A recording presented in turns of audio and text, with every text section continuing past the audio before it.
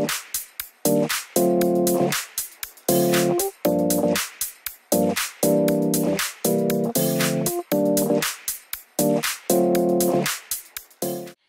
Jessie. Salut Zoé. On se rencontre pour une nouvelle chronique aujourd'hui. Oui. Puis, tu vas nous parler hébergement touristique. Oui, tout à fait. Je vous parle souvent d'attraits d'activités en petite nation. Il y en a beaucoup, on le sait. Ça prend plusieurs jours souvent pour vraiment faire le tour là, de tout ce qui est offert. Puis on est chanceux parce que on a beaucoup d'hébergements en petite nation. On en a pour tous les types, pour toutes les expériences possibles. Et donc, c'est de ça que j'ai décidé de vous parler aujourd'hui, de l'hébergement qui est en fait là, la principale source un peu là, de la promenade bucolique. Puis en plus, on a beaucoup de nouveaux hébergements. Ouais, on est chanceux. Là, par exemple, la pourvoirie du Lièvre à Beaumune vient de construire 4 nouveaux chalets. Fait que c'est vraiment intéressant, ils sont ouverts depuis cet été. Moi, j'y vais chaque année à la pourvoirie de la Lièvre. C'est vraiment une place géniale pour pêcher parce que la rivière du Lièvre, il y a plein de sortes de poissons. Fait que là, il y a 4 nouveaux hébergements là. Si on se déroule du côté de Montpellier, Air Vélo Bike, qui est un nouveau site de vélo de montagne, qui a 20 km de sentiers, vient de construire son tout premier chalet au camping Montpellier, qui est situé juste à côté. Qu'est-ce qui des autres, là, comme en termes de chalet, tout ça? Là? Bonne question. En fait, lui, c'est surtout que c'est direct, c'est très très proche du site là, des vélos de montagne. Donc, c'est vraiment, les passionnés vont pouvoir vraiment se lever pratiquement dans le sentier. Là. Et c'est le premier d'une série, donc il va y en avoir plusieurs. Fait que c'est vraiment, ça, c'est une belle nouveauté du côté de Montpellier. Et à Montpellier aussi, on a les chalets d'Hélène, qui est tout nouveau. C'est 2 chalets qui sont situés sur le bord d'un lac. 165 acres.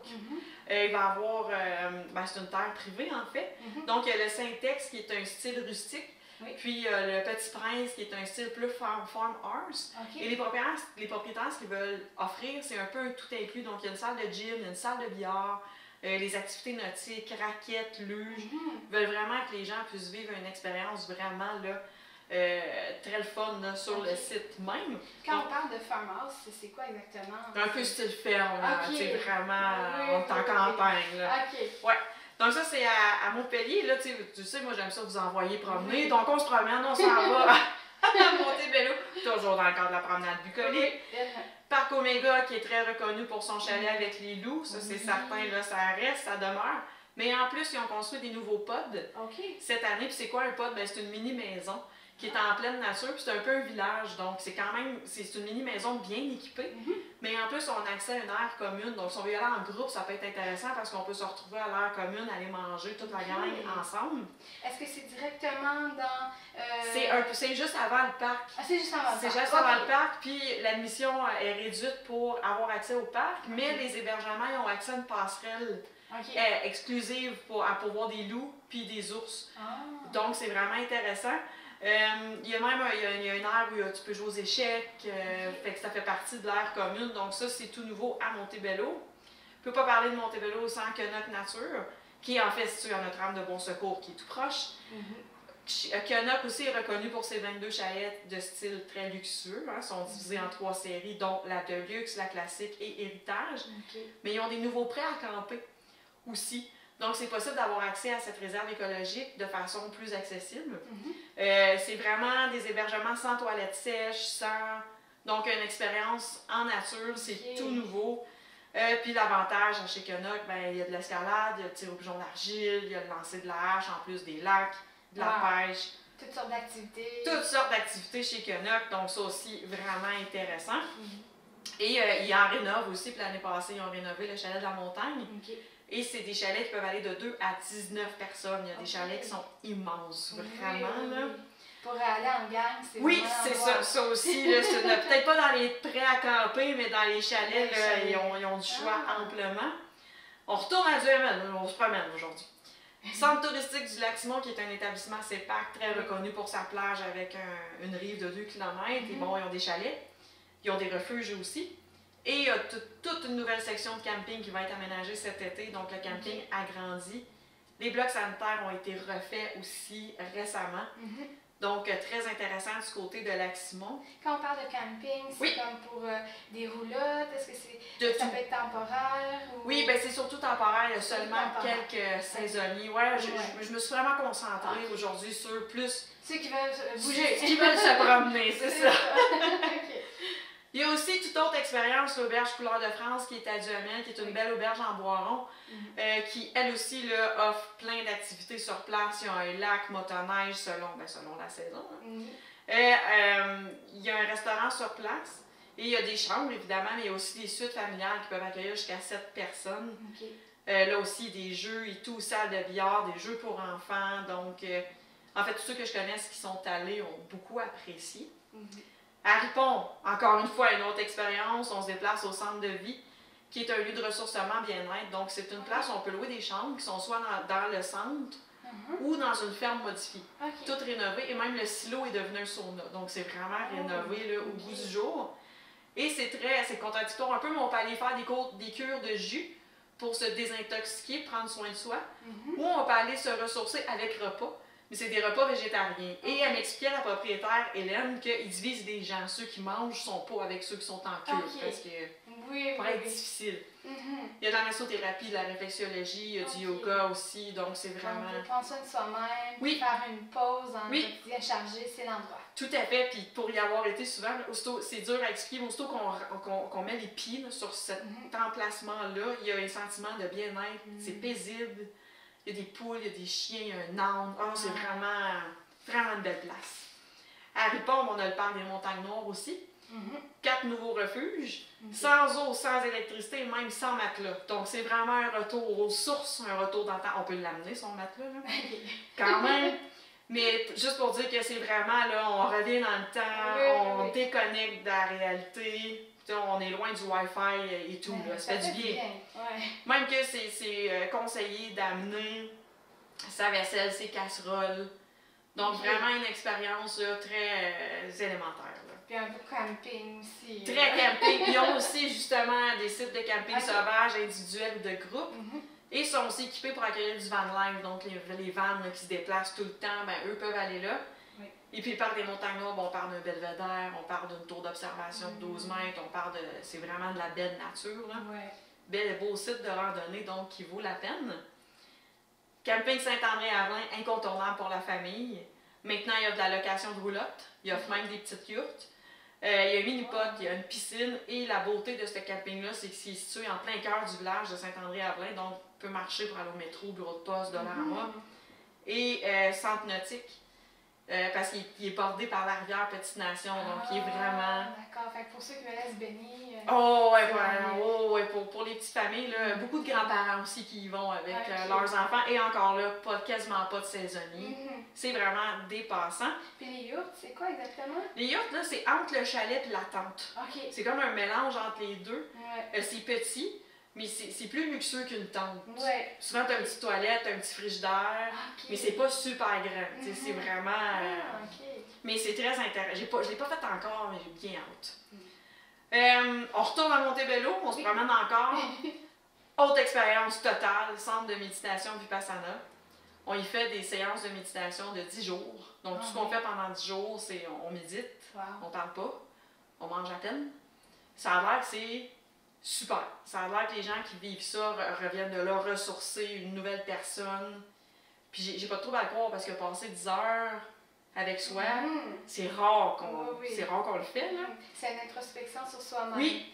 Est-ce que c'est seulement des possibilités de 10 jours ou il peut y avoir des séjours plus courts? Il peut sûrement y avoir des séjours plus courts, mais il préconise toujours le 10 jours. Mais je sais que c'est pas tout le monde qui réussit à faire le 10 jours, parce que c'est un gros travail sur soi. Ou ils peuvent pas avoir des vacances pour faire 10 jours. Et puis, ben là, tu sais, pour cette super bonne question, puis ceux qui ont des questions, ben le 9 avril, il y a une journée porte ouverte de 1h à 4h. C'est sur 810 Côte Azilia, Montebello. Il va y avoir des gens, justement, qui l'ont vécu et qui vont partager un peu des témoignages. Et puis, ben, pour conclure, ben, le Fairmont Château Montebello, c'est un incontournable, ça fait 90 ans qu'il est là, c'est le plus gros bâtiment en bois au monde, une des plus grandes piscines intérieures en Amérique du Nord aussi. Ah oui? Oui, il offre plus de 40 activités au Fairmont. Là, il y a la restauration, il y a le gym, il y a du spa, il y a un mini-pot, des jeux pour enfants. En plus, il y a du yoga des fois, il offre plein d'activités. Puis là, tu sais, je vous ai fait une liste quand même, il y en a beaucoup, mais il y en a plus que ça, on s'entend. Là, tu sais, il y a le Parc national de Plaisance, Réserve phonique, Motel Bello, Motel Lance à la Lanterne, Pourvoirie Club des 12, Pourvoirie Chevreuil-Blanc, et j'en passe. Beaucoup de gens qui offrent des chalets aussi. Fait que pour avoir toutes les informations, bien, le www.petitenationoutaouais.com, c'est la meilleure place. On essaie de le tenir à jour le plus possible. On donne rendez-vous aux gens Tout à fait. sur ce site-là.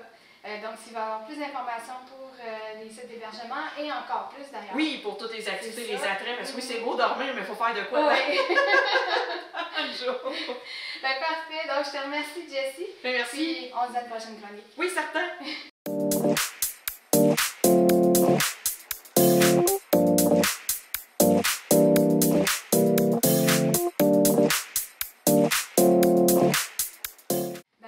Bonjour Eric. Bonjour Zoé. On se rencontre aujourd'hui pour faire une chronique sport et loisirs.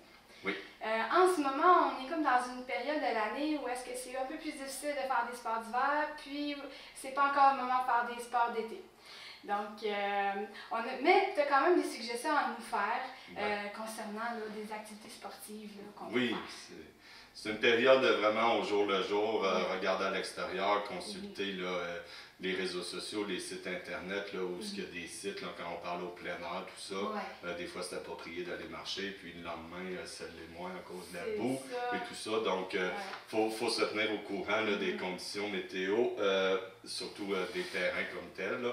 Donc, oui, la marche, c'est un incontournable à l'année longue. Peut-être se rabattre sur les sentiers un peu plus aménagés dans les villages.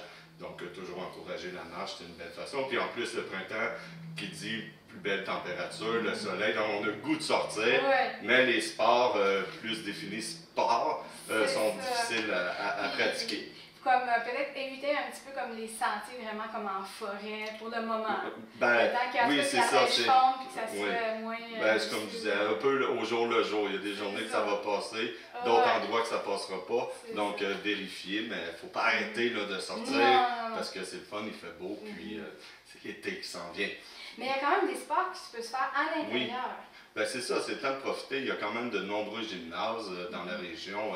Pratiquement toutes les municipalités là, ont leurs infrastructures de loisirs, les gymnases. Donc, les sports en gymnase, on pense au volleyball, mais aussi beaucoup aux sports de raquettes. Tennis, badminton, ping-pong. Il y a des municipalités qui ont plusieurs tables de ping-pong. Je pense à Chénéville, qui font des soirées au gymnase. Avec plusieurs tables de ping-pong. Puis le ping-pong, ça plaît autant aux ados, aux jeunes enfants qu'aux personnes plus âgées, donc une belle activité en famille. Il y a aussi le pickleball, qui est un sport de raquette assez récent, là, qui commence à très bien se développer dans la région. C'est où à peu près qu'on peut le pickleball? Oui, qu'on peut avoir. Il y a le gymnase Saint-André-à-Blain, ils ont des aménagements pour le pickleball. Papineauville, là je peux en nommer une couple. Et aussi l'été, là, ça va fondre, mais les patinoires extérieures, souvent, je pense à Facette, je pense à Chénéville, qui ont aussi des aménagements sur la patinoire extérieure pour le pickleball. Parce que dans le fond, le pickleball, sport de raquette, ça joue sur un terrain de badminton. Même dimension, il y a seulement la ligne de service là, qui change un petit peu, mais de quelques pouces. Donc, ça joue très bien là, sur un terrain de badminton, ça joue en simple ou en double. La particularité, c'est que la balle est trouée, donc ça va beaucoup moins rapidement. Le terrain est plus petit, donc, encore une fois, un jeu familial. Donc, les enfants, c'est plus facile à jouer qu'au tennis, par exemple. Puis, justement, les anciens joueurs de tennis, les jeunes retraités, découvrent ce sport-là. Puis, très populaire. Donc, une belle activité là, pour tous les groupes d'âge. Un sport de raquette, autant à l'intérieur qu'à l'extérieur. Pour ceux qui veulent découvrir un nouveau sport. Oui. Puis pratiquement là, partout à cette heure, on offre le pickleball. Là. Puis je pense que tu avais des nouvelles à nous dire concernant le hockey. Là. En général, il y a quelques choses. Oui, là, c'est la fin de la saison, en plein milieu de la fin de la saison. Donc, les meilleures équipes de la région vont se retrouver aux championnats provinciaux. Cette année, c'est à Lac-Saint-Louis pour les garçons. Puis les filles, les championnats provinciaux de hockey, se retrouvent à Laurentides-la-Naudière cette année. Donc, je vais pouvoir faire un suivi s'il y a des équipes qui se sont démarquées au niveau de l'Outaouais et des régions. C'est pas encore à ce moment où on se parle, lesquels qui vont se rendre au championnat, mais Non, comme tu dis, tu vas nous faire un suivi. le puis- portrait se dessine, là, ça se clarifie. Là. Puis ben, justement, on arrive à la fin là, des patinoires. Turso, son aréna ferme le 16 mars. Puis ben, il est toujours possible à Saint-André-Avelin jusqu'au 2 avril là, d'aller faire du patinage libre, du hockey libre. Ça, c'est à l'intérieur de l'aréna. Oui, c'est à ça? l'aréna Stéphane Richer à Saint-André. Pratiquement tous les jours, là, il y a des plages horaires là, pour du patinage. Donc, les dernières chances de la saison là, en campagne là, de faire du patinage. Là. Donc, c'est ça. Puis, on a eu une bonne nouvelle au niveau du hockey. Un jeune de la région, là, une inspiration pour les jeunes hockeyeurs. On parle de Xavier Simoneau, qui avait été repêché l'année passée là, par le Canadien, qui joue sa première saison avec le Rocket de Laval. Donc, il vient de signer un contrat de 2 ans, 2 volets. Donc, il y a la possibilité de se faire avec une équipe. avec le Canadien de Montréal. C'est ça qui est encore plus formidable. Ben oui. Donc là, présentement, là, ils sont dans une course aux séries à Laval avec le Rocket de Laval. Mais là, il vient de signer un contrat pour les 2 prochaines années. Donc, c'est une bonne nouvelle, autant pour. Certainement pour lui, mais pour les amateurs, c'est quand même une figure bien connue dans notre région. Là. Donc, bravo Xavier, un jeune attaquant, 5 pieds 6, je crois, donc qui démontre beaucoup de courage dans l'adversité. Un bon joueur, un beau modèle pour nos jeunes. Donc, il va être parmi nous là, pour encore une couple d'années. Puis c'est encourageant parce que ça veut dire que des jeunes qui vont faire comme tout, si on veut, leur hockey ici dans la région, tout ça, ben, ils peuvent être repêchés par la Ligue nationale. Oui, lui, il a joué son hockey mineur à Saint-André, à Blain, après il s'est développé là, vers Gatineau avec l'Intrépide et tout.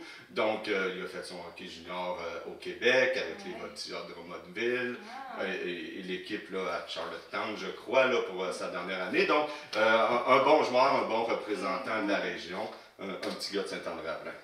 Donc, tu avais aussi des activités un peu plus là, culturelles à nous parler. Oui, bien évidemment, si on entre en intérieur, il y a moins d'activités sportives de possible à l'extérieur selon la température. Donc oui, il y a quelques activités, beaucoup de spectacles à Papineauville, à la salle des Jardins. On parle de Laurent Paquin, Kevin Tarner, Arnaud Soli. Il y a également là, à Saint-André, au Saint-André, qui est possible assez souvent, pratiquement tous les vendredis soirs, d'aller, on appelle ça le micro ouvert, donc d'aller faire des performances de karaoké, de slam, de poésie. Donc, pour toute pour se divertir entre amis, donc le Saint-André, il y a la possibilité là, de faire ce genre d'activité-là. Également, le Centre d'action culturelle qui est à Montebello va faire une soirée bénéfice là, avec la soprano de l'Outaouais, Madame Drolet, qui va faire un spectacle d'opéra le soir.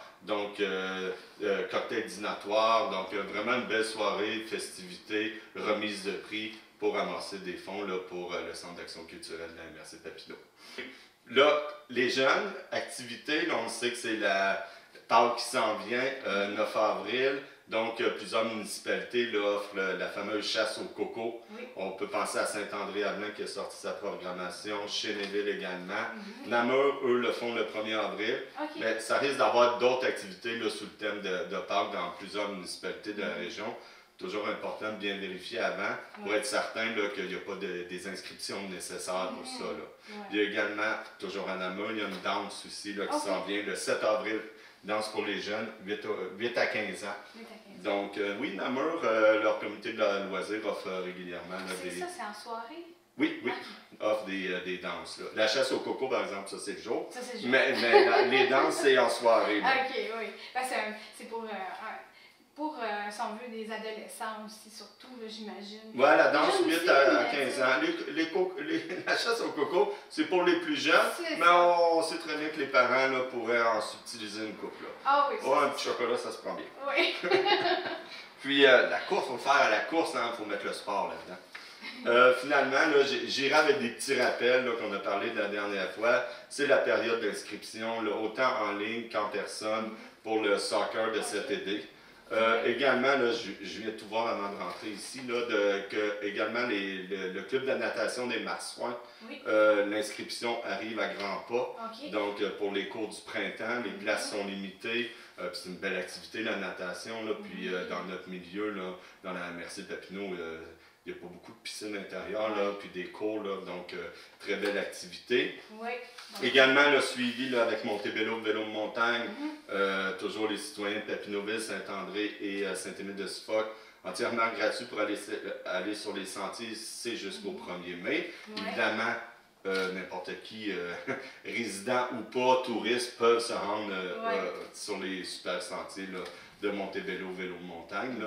Mais là, à ce moment-là. Ils se disent, bon, vélo de montagne, c'est pas plus comme à l'été quand il n'y a pas de neige, mais c'est possible avec les fatbacks, là. Ben, les fatbacks, c'est vraiment plus l'hiver qu'il y a cette possibilité-là. Mais là, ça revient au début de notre chronique. Faut faire attention. On veut aller faire du vélo de montagne, soit traditionnel ou en fatbike. Ben, il faut s'avertir de la condition des sentiers avec les sites de plein air pour ne pas aller défaire les sentiers, trop maganer les sentiers. Puis là, avoir vraiment beaucoup de travail à faire de réparation. Donc, toujours bon de consulter avant de se déplacer là, pour faire du vélo de montagne. Oui, d'appeler les gens responsables. Oui, puis souvent, à ce temps, avec les réseaux sociaux, Facebook, ils font des mises à jour régulières là, de la condition des sentiers. Surtout quand c'est pas le temps d'y aller. Ils savent très bien que c'est plus de job pour eux autres après. Donc, ils avertissent. Aujourd'hui, éviter le vélo de montagne. Donc, c'est pour ça que je dis là, toujours prendre connaissance là, de la condition des sentiers avant de faire des activités de plein air. Finalement, dans le plein air, il y a le projet évidemment de plein air aux Montagnes Noires de Ripon. 14 municipalités participantes, donc la gratuité pour l'ensemble de ces citoyens de ces municipalités-là. Puis, en général, c'est des ententes annuelles. Donc, on va passer le printemps, mais on peut déjà se préparer à l'été pour aller faire là, des excursions, du vélo de montagne, la tour, le belvédère, etc. Donc, beaucoup d'activités de plein air dans la région. Oui, je te remercie beaucoup, Eric. Donc, on se dit à une prochaine chronique sport et loisirs. Merci Zoé, à bientôt. À bientôt.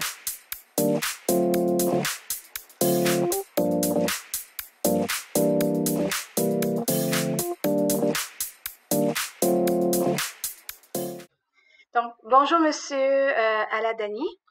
Bonjour. Je vous invite aujourd'hui puisque pour la première fois, la maison de quartier, la maison communautaire de Masson organise un café rencontre. Donc, vous êtes le coordonnateur de la maison communautaire de Masson.